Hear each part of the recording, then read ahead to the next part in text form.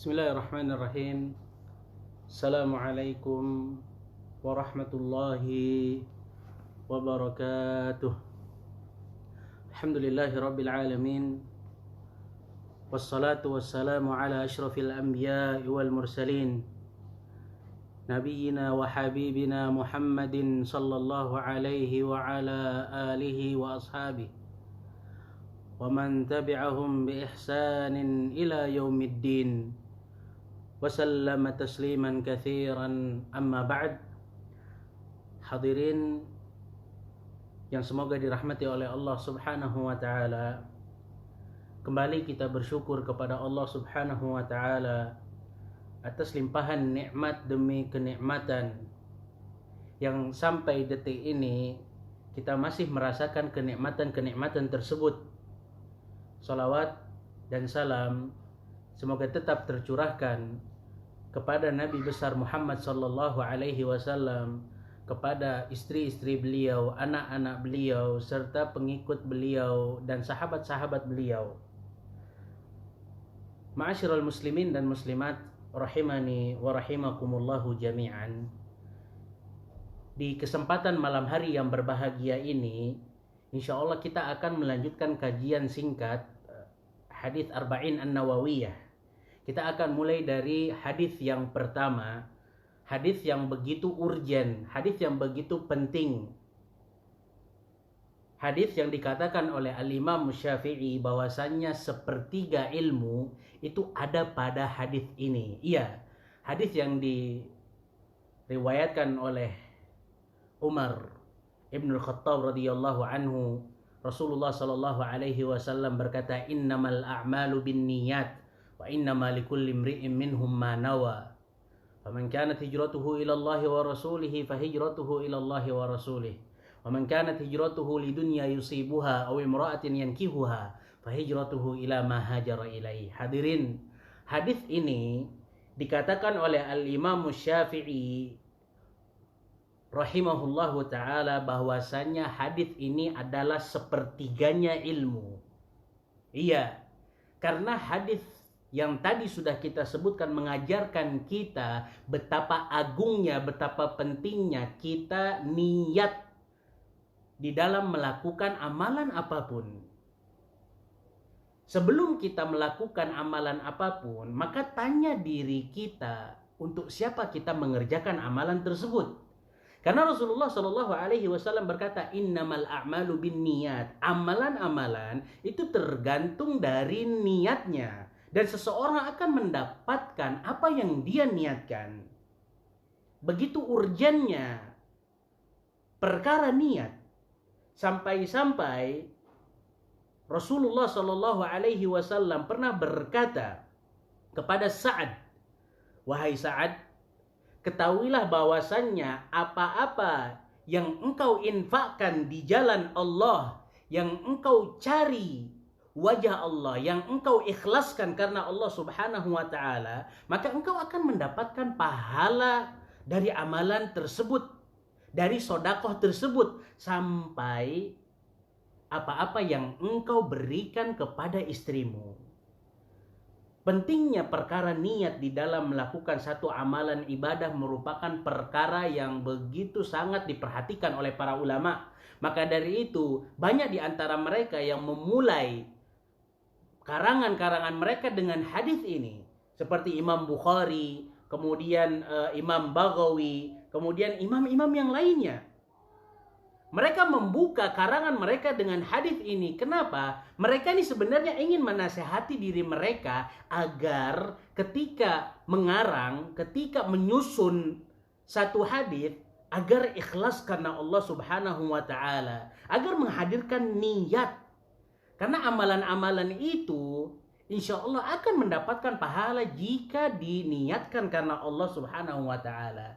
Dan hadirin, kadang kita merasa amalan kita sepele, tapi bisa jadi karena niatnya yang besar, amalan yang kecil itu akan terasa besar di sisi Allah Subhanahu wa taala.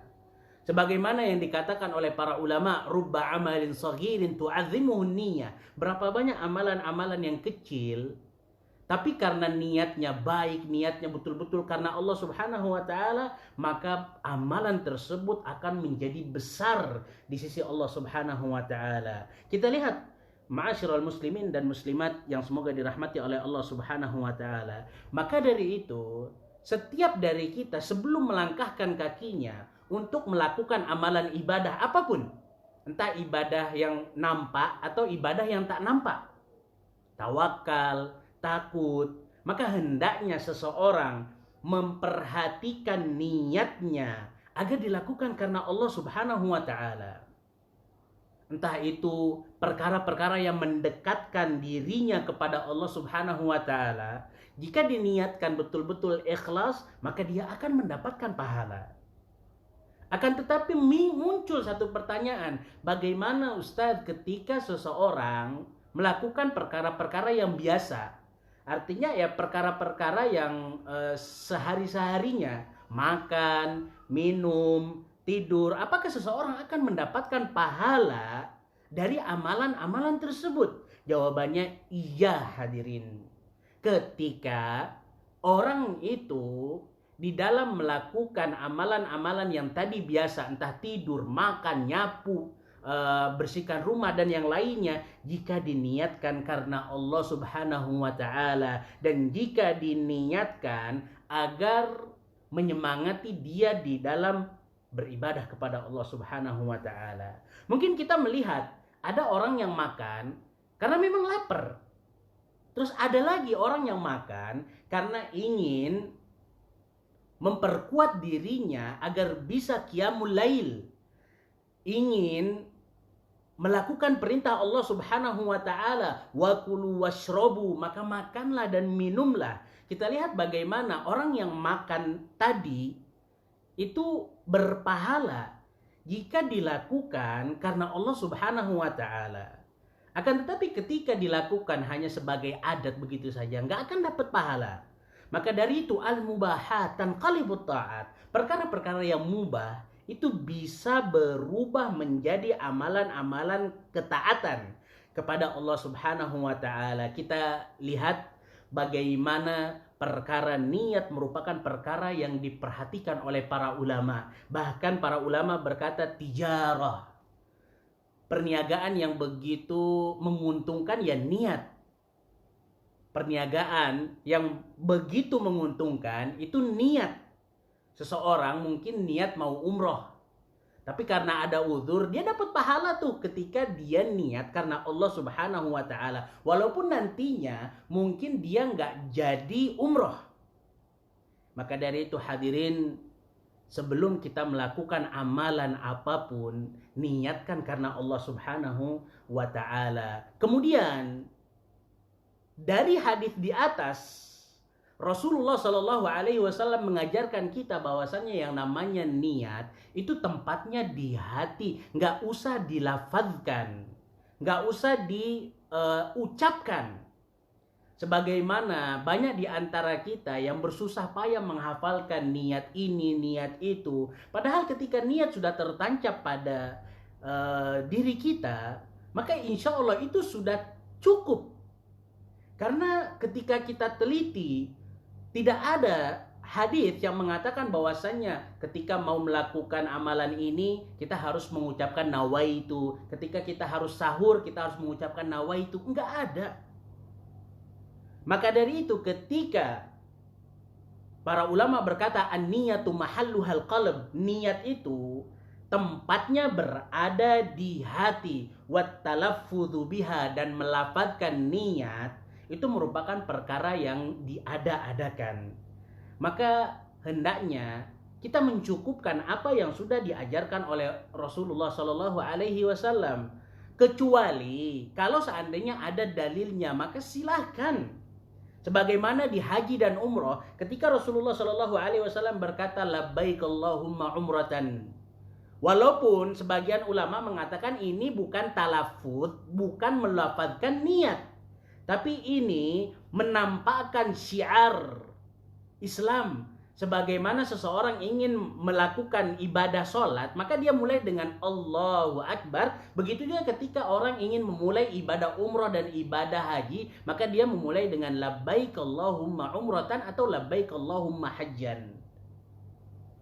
Ya walaupun memang ada melafadzkan niat, maka itu hanya pada perkara haji dan perkara umroh aja. Walaupun para ulama berselisih pendapat apakah ini niat atau bukan. Ma'asyiral muslimin dan muslimat yang semoga dirahmati oleh Allah Subhanahu wa taala. Kemudian hadis tadi, innamal a'malu binniyat wa innamal likulli imri'in minhum ma nawa. Rasulullah Shallallahu alaihi wasallam menggambarkan, memberikan contoh kepada kita, barang siapa yang hijrahnya karena Allah dan Rasulnya, maka ia akan mendapatkan pahala dari Allah. Dan barang siapa yang hijrahnya karena ada perniagaan yang menguntungkan di tempat sana, atau karena ada cewek yang cantik, pasangan yang ini itu, maka ia akan mendapatkan apa yang dia niatkan. Ma'asyiral muslimin dan muslimat yang semoga dirahmati oleh Allah Subhanahu wa taala. Ini hanya contoh. Begitu juga ketika seseorang belajar ilmu agama, kalau diniatkan karena Allah, maka ia akan mendapatkan pahala dari Allah. Kalau dia bekerja, entah itu di kantor ataupun di tempat-tempat manapun, ketika dia niatkan karena Allah, maka insya Allah ia akan mendapatkan pahala dari Allah Subhanahu wa ta'ala. Akan tetapi ketika dia niatkan untuk dunia, untuk mendapatkan ketenaran, untuk mendapatkan derajat yang tinggi, bisa jadi dia dapat, bisa jadi dia nggak dapat. Tapi jelas pahala dari Allah Subhanahu wa ta'ala nggak dapat, maka merugilah orang-orang yang seperti ini. Ini saja yang bisa saya sampaikan yang berkaitan dengan hadis yang pertama. Semoga yang disampaikan bermanfaat bagi diri pribadi serta ma'asyiral muslimin dan muslimat. Semoga Allah Subhanahu wa taala menambahkan kita ilmu yang bermanfaat. Kita tutup kajian kita dengan doa kafaratul majlis. Subhanakallahumma wa bihamdika asyhadu an la ilaha illa anta astaghfiruka wa atubu ilaik. Assalamualaikum warahmatullahi wabarakatuh.